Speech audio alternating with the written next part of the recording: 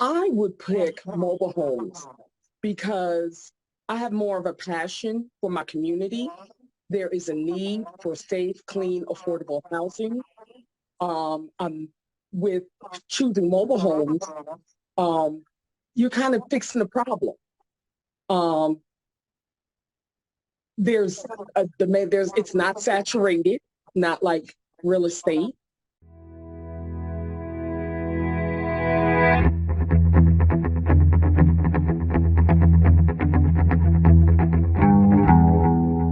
All right, guys, this is Kelly from Hills Deals and Wills Mobile Home Investing Course, and we have a special guest today, Mrs. Danielle Ruffin.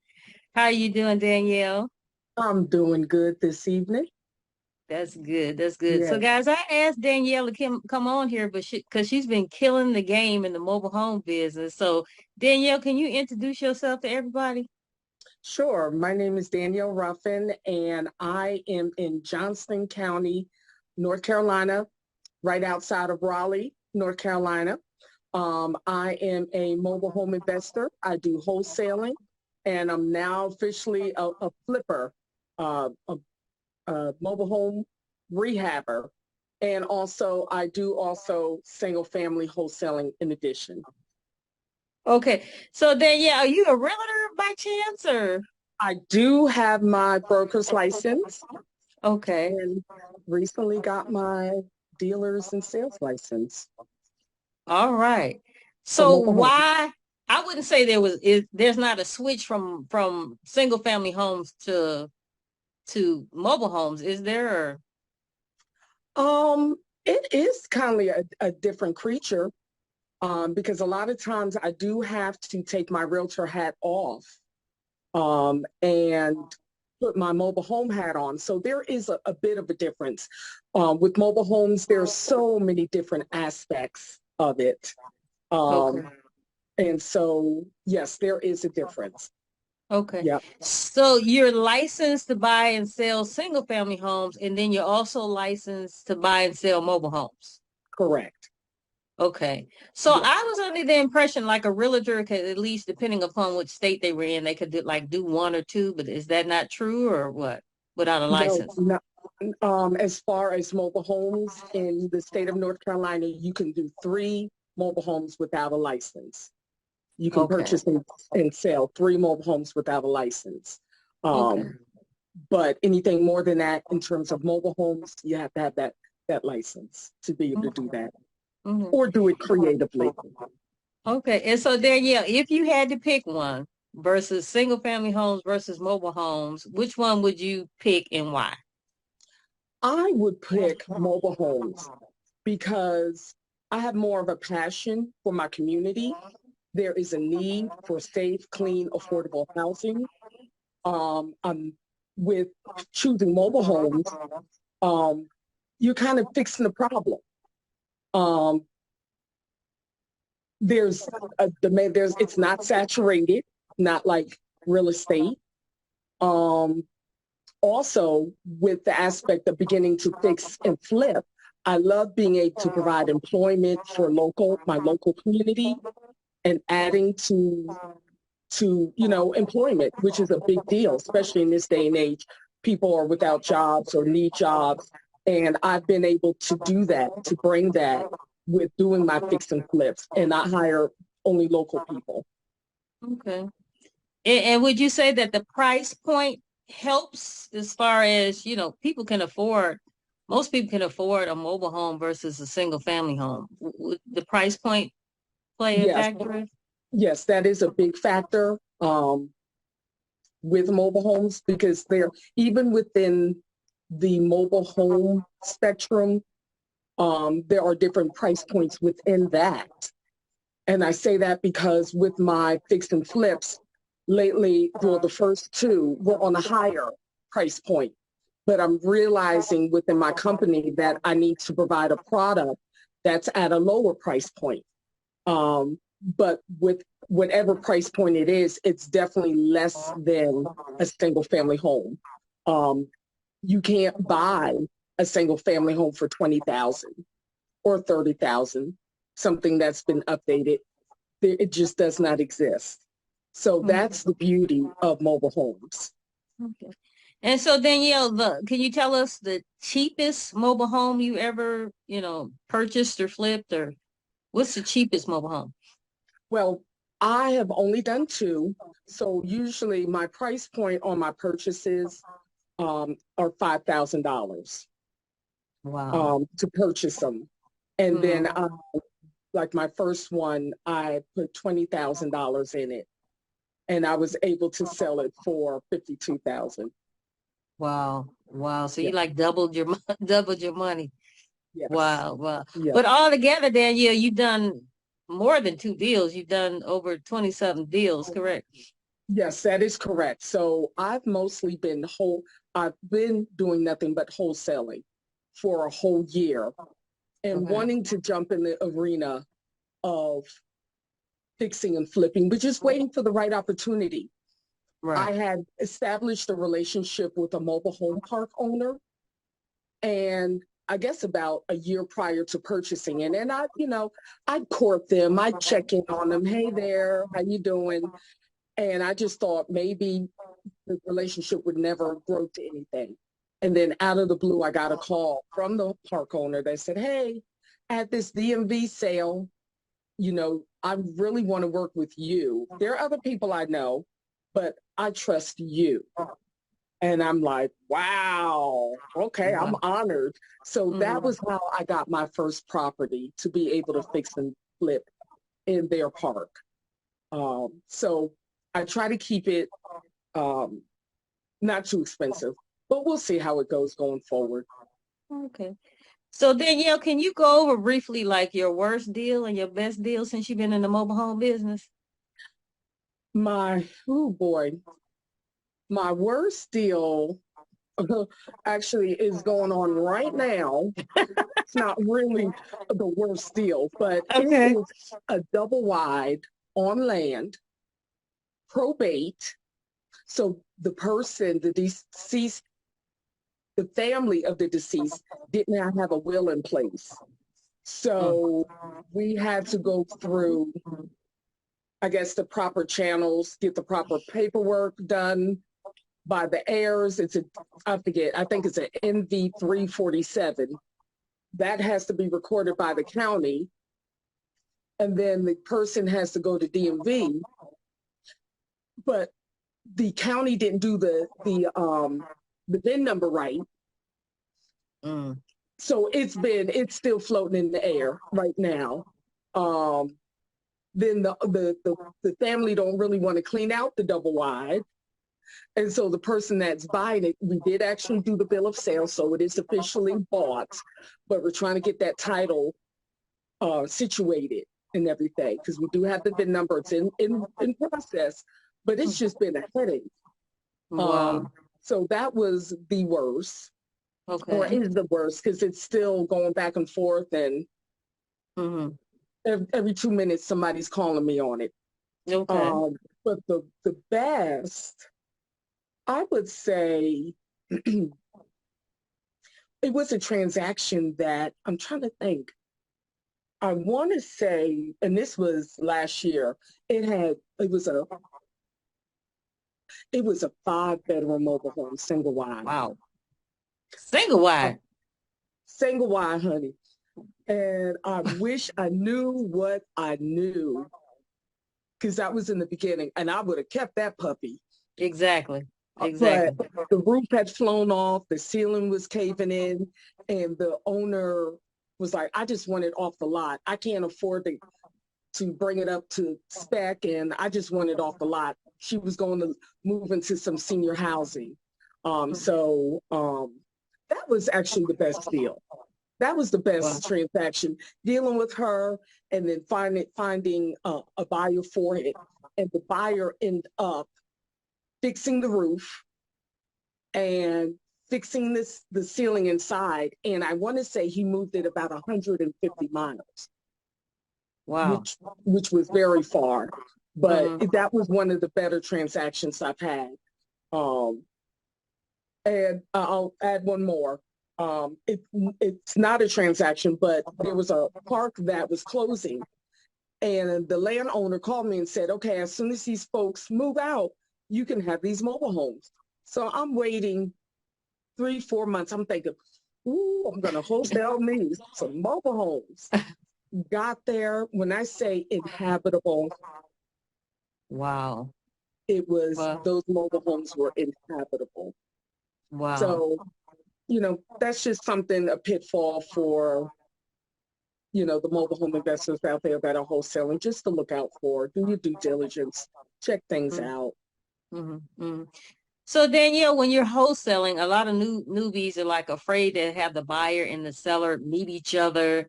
Is there a way, do you even care that they meet each other, or how do you go about doing that when you wholesale it? It doesn't bother me anymore. In the beginning, it did, because I'm like, how do I do this? And they be okay with my assignment fee and everything involved. Um, but I've been taught to be very transparent up front. When I talk to my sellers, to give them the play on how the whole thing is going to go, let them know I'm going to inflate that price when I go to market it. That gives room for negotiation, and also room for the assignment fee that I'll be getting. Are you okay with that? Yeah, we're fine, because ultimately we're fixing their problem, getting their home off of that property for whatever their motivation is. And I let them know you're going to meet the buyer. I usually arrange my notary. The buyer, whoever it is, I give them the play. Also, you're going to meet the seller. This is what we're going to do. You will give me the money. I will take care of distributing it, and we go from there. So I'm fine now with doing it. Okay. But at first, it took a while to learn how to do it efficiently.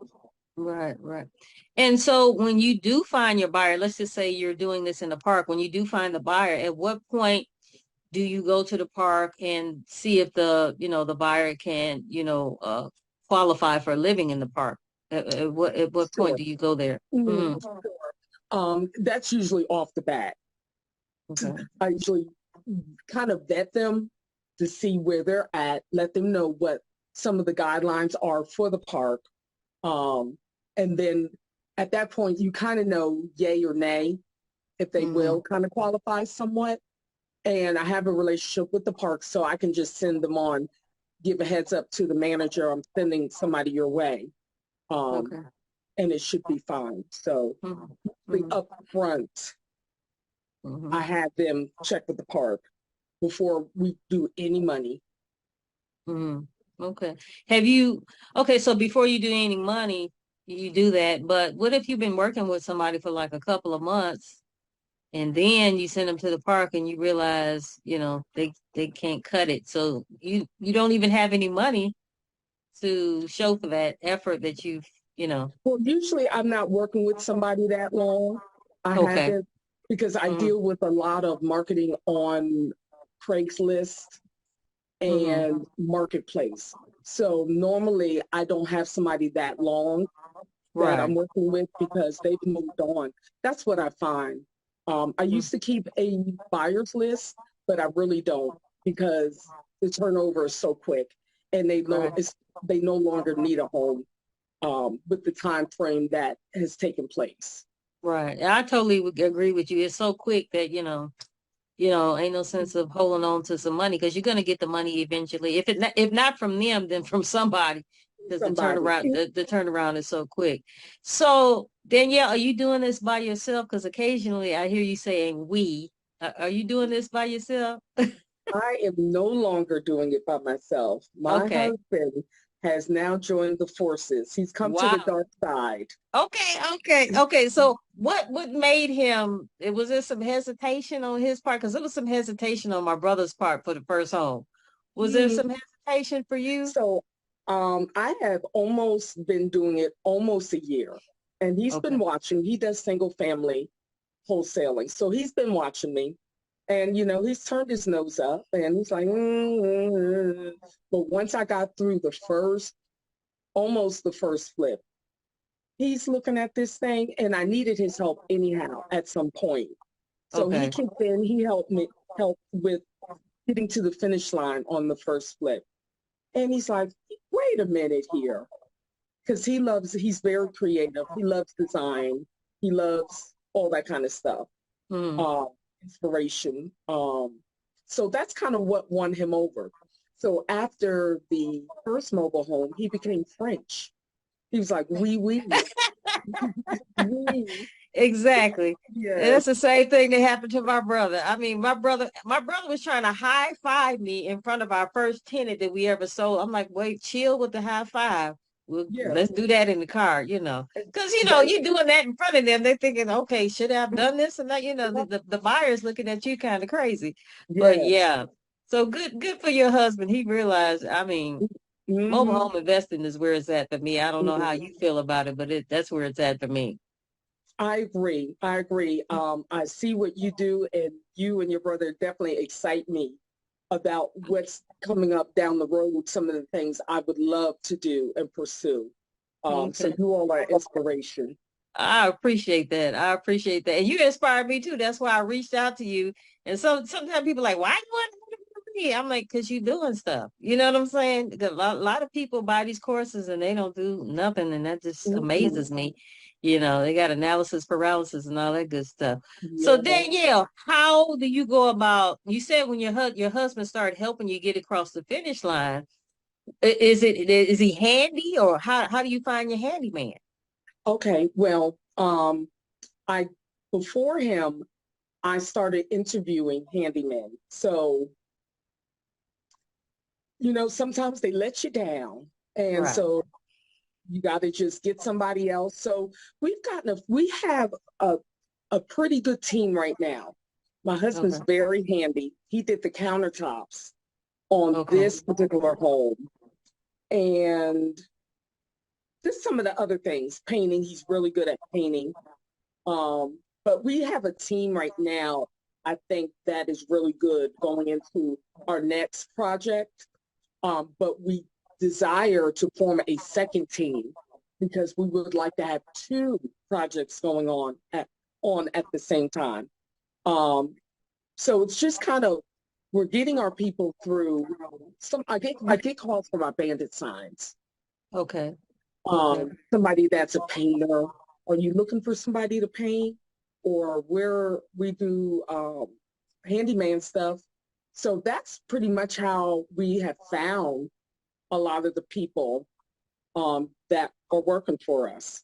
And I think I realized with this that you need to have different people doing different things because the journey when you're rehabbing, it's so tedious and it's so fast paced Hmm. that sometimes they can burn out at the end. So if you have somebody to do your electrical, to do your plumbing, to do your whatever, somebody that's cost effective, of course, it makes the process easier and you get to that, I'm seeing you get to that finish line better. Stuff doesn't start getting messed up. Right. I'm getting Mm-hmm. sloppy with it. Getting They're sloppy. sloppy. Yeah, Yeah. yeah. Because they get tired. Mhm. Hmm. So Danielle, how do you go about paying your handyman? Well, where I'm at, a lot of them are cash. Hmm. So I do cash for the labor and I do credit card for the supplies. Hmm. But at what point do you give them that cash? So when they finish a section, so let's say we have this quote. I usually write up the quote based on what they tell me. Whenever they finish a room, so if they decide they're going to do the subfloors today, Okay. I have the price for the subfloors. That's how I pay them based on what they complete. Gotcha. That way Gotcha. I'm not left hanging out there giving them money and they haven't done the job. Exactly. Exactly. Because we ran into a lady, she had paid the handyman beforehand and they never showed back up. I'm like, whoa. And so now she's trying to sell a home, as is, and still at a crazy price. I'm like, no, we're not Mhm. about to buy that not at that Yeah. price. Nope. Yeah, So yeah. yeah, So and we you have to be very, very careful to make sure they don't nickel and dime you too. right. And keep people in check. It's a balance. Mm-hmm. Mm-hmm. And so Yeah. Danielle, what would you say like the most expensive thing to fix on a mobile home is? Um, Probably those subfloors, that wood. Because Mm-hmm. this last one, we did the subfloors, but then came back and the washer and dryer line, the water line going down was Mm, leaking.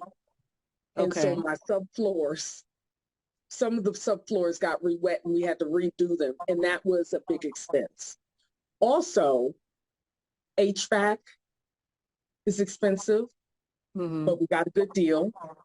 And Okay. so it depends. So like this particular home we just finished, the park required us to do siding also. Okay. Mm-hmm. So those are your big ticket items, your siding, your roofing. I didn't get a new roof, we just sealed it. Okay. But HVAC can be costly. So yeah, those are the big ticket items. But subfloor also can run into. Right. So you decided upon HVAC because that park wouldn't allow for window units or No, why? they did allow for the window units, but the window units we know they can soften those walls and soften those floors over Right. time. Mm-hmm. And Mm-hmm. there was no heating mechanism in that home. Gotcha. So I made that decision to go ahead and Mm, do that for this particular home. right. So Yep. Danielle, after you and your husband, you finished the rehab and all that good stuff, how do you determine how much you could sell that house for, that mobile home for? Well, I know because of where it's located that I can get top dollar for because it is in Raleigh. Okay. Um, I just know that. And I researched the market Mm-hmm. to see what others are selling their homes for. So Okay. I'm right in there, and there's not a whole lot out there in that price point. Okay. All right. So that's kind of how we figure it out before what we're going to do. We come up with a plan before we start. What Right. is our end goal? What are we looking to sell it for? What is it going to take to get it up to par? So we do that research and we put that stuff in writing before we get started. Okay. And we try And not to so, go over budget. right. What is your budget for, a mobile home, a rehab? What would you My say? my ultimate budget is just 20. Okay. It's Okay. just 20 in Mm-hmm. Raleigh. Now, Mm-hmm. you can't go and do that same thing in other counties necessarily. Is So that it too just low or depends. too high? You can't go that high. Okay, got you. Can't go that Got you. high. It just Mm-hmm. depends on where that mobile home is located. Gotcha. Gotcha. Hmm. And so are you seller financing these homes out or are you just straight cash? We're doing straight cash. Okay, so you get I cashed would out immediately. love to offer that product because there Okay. is a need for it. And I'm Okay. currently studying um, how to do owner financing. Um, Mark Anthony has a program out there that I've snatched up and I'm learning, studying that. Yeah, Mark Anthony is amazing. He's amazing. I Yes. got I got that same course that you're talking about. He's amazing. All right. So since you've been in the business, what would you say like one of the biggest mistakes you've made since you've been in this business? Well, I haven't made too many, but I would say it was the very first deal that I did as a newbie. Mm-hmm. And that I was so hungry. I was so excited.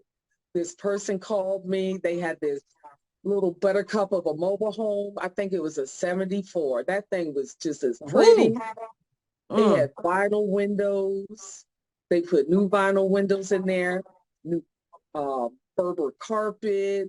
The subfloors were updated. It was just a doll baby. Mm. And but he didn't want to sign an agreement. And I said, oh man, I can sell this thing. Yeah. Um, and I should have just stopped there. But I went on, found a buyer, and they were like, we don't have an agreement with you. But I did Wow. end up getting a bird dog fee from it. But I would say that's a big mistake. If somebody is not motivated to work with you, let it go. Something better is coming down the line. Wow. You don't have to force it. So both the buyer and the seller is like, we don't have no contract. I don't have no contract with you. And I'm like, well, I don't Wow. want to get reported because this is my first deal. I don't want anybody to report me that I'm out Wow. here doing this. Right. But I did get a bird dog fee on it. So Wow. should And have so got more, who did but who did you collect your fee from? The buyer or the the seller? that came from the seller. Wow. Now Mm-hmm. that sucks. That really Don't mess sucks. up. Yes. Wow, wow. And so how are you normally finding your deals? Are you just like building a relationship with the park manager? You just driving for dollars, or how are you finding these deals? I use my bandit signs. I would say 90% of my deals come from my bandit signs. Okay. I am all over. I'm thinking how many counties? Probably 8 counties I go Okay. to Mm-hmm. and put them out. I have my little secret place where they last long and they Mm-hmm. don't get pulled down right away. Um, but yeah, I would say that. And then having made the relationship with the park owners and managers and also mobile home dealers. I've gotten some deals from them. Okay. Also, I'm trying to think who else. Um, networking. I'm Okay. big on networking with the real estate investment associations in the area. Mm-hmm. So I get calls. Nothing's truly manifested yet. In fact, I got a call today on a property that has some mobile homes on it. And I'm like, this might be able to be marketed as a mobile home park. I'm Mm-hmm. looking at the acreage, I'm looking at this thing. So I need to take a deep dive on that particular property to see what the town and the county says about it. Um, Mm-hmm. Okay. I Okay. do get referrals that way too. Mm-hmm. Mm-hmm. Now, you spoke about a 5-bedroom mobile home single wide, which we do own a 4-bedroom single wide, which is that sucker is long. So Yes. you was like, man, if you would have known what you know now, explain to everybody, when you get that 4-bedroom, 4-bath mobile home, what diamond in the rough that is. Yes, Mm-hmm. that is a true diamond in the rough. Mm-hmm. And I would have, if I had that, because it could have stayed on that lot that it was at. I Mm-hmm. might have rented out those rooms as a, transitional home. That's Mm-hmm. probably what I would have done if I had that baby. That's what I Mm-hmm. would have done. Because it is so rare to Yeah. find something like that. It just almost, it's like a unicorn. Mm-hmm. Mm-hmm. Yeah. Because we do have a home that we rented out. Matter of fact, I did a live video where we were having some complications. And the thing is, Danielle, they all knew each other. They came to us and said, can we rent out the room? It's not like, we had 3 separate groups of people. They Right. came to they already knew each other. So yeah, there is you can make some money off of renting out rooms in a mobile home, that's for sure. That is for Correct. sure. And when the home is that big, that's the win-win situation. So Danielle, do you find yourself investing more in a mobile home park or on land? And what's the pros and cons to that? Um, so I haven't gotten my big girl britches yet to do land. I'm Okay. still in the park. It's safe right now to do it in the park. Mm-hmm. Um, but I do aspire to do Mm-hmm. it on land. Um, I come across them and I usually just go ahead and wholesale them um, if I get them on land because they need so Mm-hmm. much work. Um, but doing it in the park is safer. Investing in Mm-hmm. the park is safer, Mm-hmm. I feel And like. why would you say that? Um, because it's less the entry point is less Mm-hmm. than Mm-hmm. doing with a mobile home on land. You can Okay. start less going in. So I can buy a mobile home for $5,000 or less, do what I need to do with it, versus like one I currently have under contract that I'm wholesaling. And I think that one is 55,000. Okay. And it needs everything. Because the previous owner, the previous renter took anything that was scrap metal, anything, front door that was scrap metal, HVAC, copper, any and everything. So that particular home needs everything. It probably it needs everything. Probably needs like $50,000 to $75,000 worth of work. But it's on a nice big lot, so not ready for that yet. Okay. And what about moving? Have you had any experience with moving? Because I tell new people that I have yet to move a mobile home.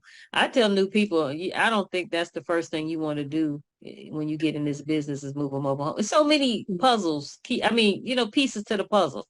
What are your thoughts about that? I've never moved a mobile home personally. I've searched for movers for my buyers. But I've never personally had to move a home for my own investment purposes. Not to say it's not going to happen, because I'm going to look at a mobile home tomorrow that needs to be moved that I'm looking to buy. So I may just be doing it very, very soon. But it is a challenge. The pricing is been inflated a bit, that I noticed with movers. But in my path, in my journey, I've recently come across some really good movers. So I'm not as scared as I was initially, but definitely if you're new, you do not want to be moving a mobile home.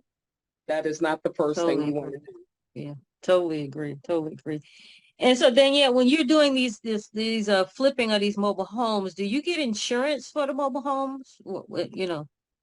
Yes. Yes. It's interesting you say that, because the first one, I didn't off the bat get insurance. And the neighbor came to me and said, hey, the previous owner was lurking around. She happened to have be a hoarder.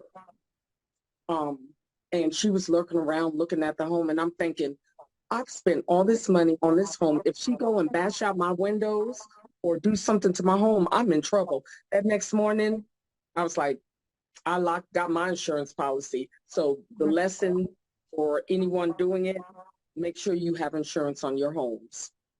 Right. Definitely. Definitely. And so, so you have just you don't currently like buy and hold any homes right now. All your mobile homes. Yeah. Not yet. Not yet. Not yet. Not okay, yet. so let's talk about, you said not yet. So it sounds like you have a plan. What is your plan? Tell us your 5-year plan in the mobile home business. Okay. Well, like I said, you and your brother inspire me. I appreciate it. Yeah, I want to be able to, because I want the cash flow. So just waiting for the right park, number one, to be able to do this in. Every park is not the right park. So I'm just waiting for the right opportunity. And from there, I want to be able to,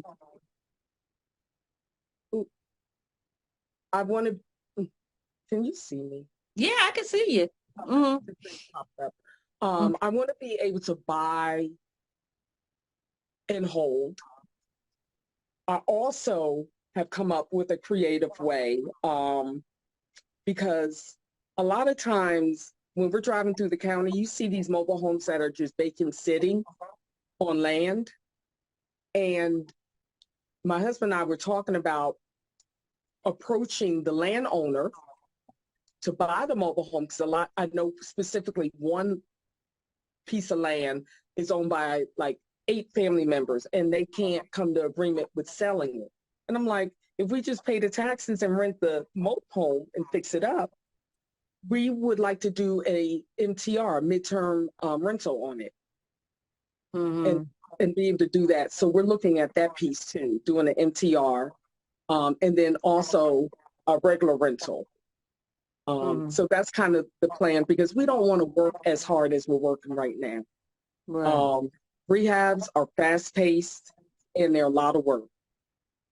Okay. And so what exactly, because I'm not familiar with the midterm rental, what is that? I'm not familiar with that. So I'll give you an example.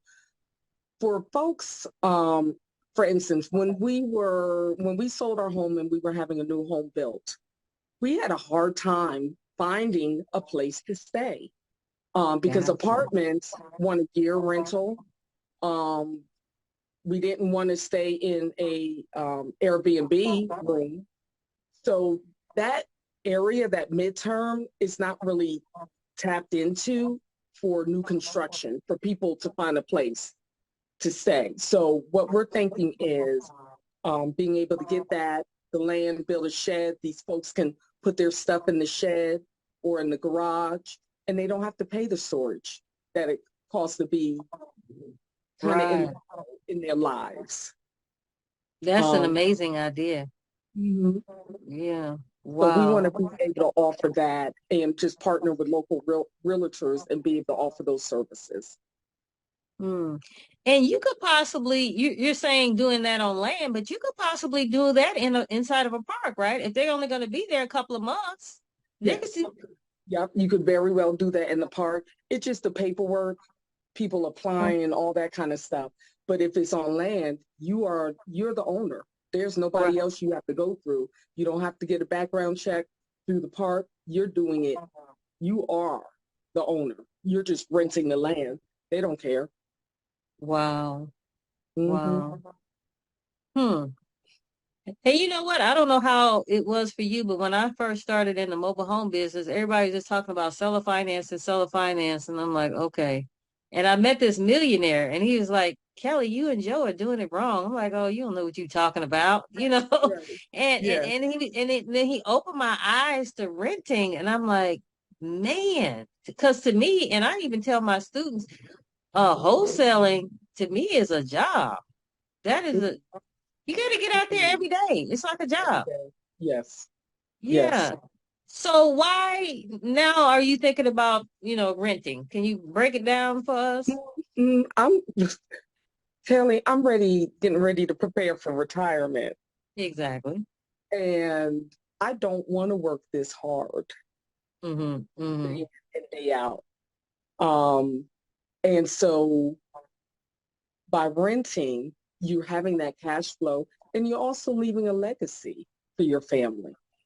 Mm-hmm. So that's why we want to go that direction. Mm-hmm. Because we don't want to work this hard. Wholesale, Right. it's work. It is work. It is work. I personally do not like it. It is I work. don't. You know what I like? I like the paydays, but getting Oh up yeah. to the payday, I do not like it at all. Mm-mm. And I do my own bandit sign. So um, I get out there on the weekend, nice Sunday morning. In fact, I got out there this morning, but the rain shut me down Mm. here in North Carolina. But yeah, I do my own bandit signs, and it's like, oh, I hate bandit signs. I hate doing that. Yeah. So that's why we're ready now to pivot. But I do believe that when you are in a mobile home investor, you have to take steps. Don't think you're going to start and be able to do everything. So just the way I'm created, I like to be progressive and just take the steps for each journey. Um, and when I actually met you, gosh, I think it was last year, I joined a master class that Calvin he had, and it was you and Artina and Marlon Mm. and um, who's a the mobile home closer. And Mm. so it was beautiful to see the different aspects of mobile home investing. And I saw what you were doing, and I'm like, I don't know if I'm ready to be a landlord yet, but now I'm ready. I'm ready Yeah. to step into that space mentally, emotionally, the whole thing. I'm ready. We are Yeah. ready, my husband and I. Yeah, because not all there's not too many things that are really passive. You know what I'm saying? Passive income. There's not too many things that's really, really, you're gonna have to get up and do something, you Right. know. And what people don't understand when you're renting out your mobile home, if your mobile home is in the same zip code as a single family home that you own, which we do, you could get the Hmm. same rent. So Correct. why would I want to spend hundreds of thousands of dollars on a single family home when I could spend less than 20 for a mobile home and get the same rent? People don't Yes. understand that. You get the You, same rent if it's in the same zip code, mhm. if it has the same bedrooms and baths, you're gonna get the same rent. You are right. I went last week to check out this mobile home park, and come to find out, all they do is rent. But I sat with the guy that does the maintenance, because he's been in the mobile home game years. And he was like, I said, how much do you charge for these single wides? He's like, 1,600. I'm like, what? And this is like not in Raleigh. This is out kind of little, maybe about 20 minutes out. And I'm like, man, that really got me thinking. I'm like, 1,600 for a 3 bedroom, 3-2? Yeah, That's not bad. that's not bad. That's not That's bad. not bad. Yeah, Taking lot rent, we it still ain't bad. exactly. We have a mobile home we actually get 2,100 for, and the lot rent is 700. Okay. The lot rent. Not. So every time that tenant calls, we own it. You know what I'm saying? Mm-hmm. Something leaking, Yeah, we own it because we ain't trying to get her to leave. That's for that's for for sure. real. But people don't understand that. You know, you get the same rent for a mobile home as you do a single family home, as long as it's in the same zip code. Yes, The same exactly. same bedrooms, bath, you're gonna get the same dollar amount. So people So don't how are you understand it. feeling about, I know at one point you were like, with seller financing, that's not your favorite. Is that still Well, so? well, then yeah, I don't. You know, if you look at my post, all our mobile homes are like 2017, 2018. Mm, So I seller financed that out in 7 years, a brand new, practically brand new. It's 2023 now, practically brand new. If I seller finance that out for 5, 7 years, even 10 years, I'm just giving away a home. mm-hmm. I'm just giving away a home where I could just rent it out and call it a day. Sure, when you sell a finance, you ain't gonna get no phone calls, but I don't mind getting a phone call. I use that as a tax write-off. That's all You know, right. yeah, Yes. yeah. And my brother don't want to get a property manager. I keep trying to talk him into that. He don't want to Mm, do it. Now they ain't getting our money, you I know know. that's So right. yes, Yes. yes, I would sell a finance a mobile home that's very old that I know only got maybe 4 or 5 years on it, you Okay. know. But other Yeah. than that, a 2017, no, no, I'm gonna rent that out all day long. All I'm gonna day rent it long. out. Yeah. That's all What right. what what are your views about seller financing? You know what? I don't even know enough yet Mm-hmm. to be able to make a call on that one. I'm in study mode, so Mm-hmm. we'll see. I don't But know. think hard about it because I think this is my personal opinion. A lot of these big wigs, these gurus in this business, they've been doing this all the time, you know, renting the Mhm. homes out, but they're not telling everybody that that's what they're doing. So Right, that's my right. thought about that. That's my thought Mhm. about that. And you got to be So careful with seller financing anyhow. yeah, especially if you don't have a mortgage loan originator, you can get yourself in big, big trouble. You start Correct. charging somebody a crazy interest rate. And that tenant, Google start Googling in the middle of the night. Next thing you know, they're living in your home for free. That's correct. So you got to be very, very careful with that. So then, yeah, what advice would you have for somebody like that's a newbie trying to get into this business or somebody who might be having analysis paralysis? What advice do you have for somebody? You have got to just start. Um, you got to make the effort. You got to just start. You just got to start.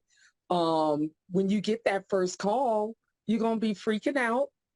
You're going to be like, don't let that call go to voicemail. Don't you dare. You pick up that call.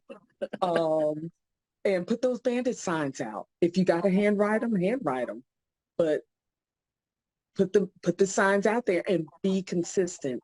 Start networking with people in the industry. Get on the calls. I know, um, Calvin is on Clubhouse. Listen on there. Kelly has her interviews. Listen there. There's several other people too that have things that go on during the week. Listen, tap in, take it all in, but don't think too much. Just do it. Yeah, I think people think too much about it to the point that, scares yourself out of it. Mm-hmm. I had one lady contact me and she was just mapping out all this stuff she was gonna do. I'm like, it really ain't that serious. I mean, you making this seem like chess and it's barely checkers. Mm-hmm. You had all Yeah. this mapped out and I'm just looking at her. Okay. At what point are you gonna get off the couch and do it? Mm-hmm. Because this is a hidden secret. This is a hidden secret from a lot of people, and you know what people I'm talking about. This is a hidden secret, and Yeah. I would advise anybody listening to get into this business before it gets saturated. But I don't think we'll ever in our lifetime see this market get saturated. Because I know I'm boots on the ground, Kelly, and people meet me and they're like, "There's nobody else doing, nobody around, out there." The other thing too, I want to say is there are a lot of squirrels to distract you. There are a lot of shiny objects. Stay focused.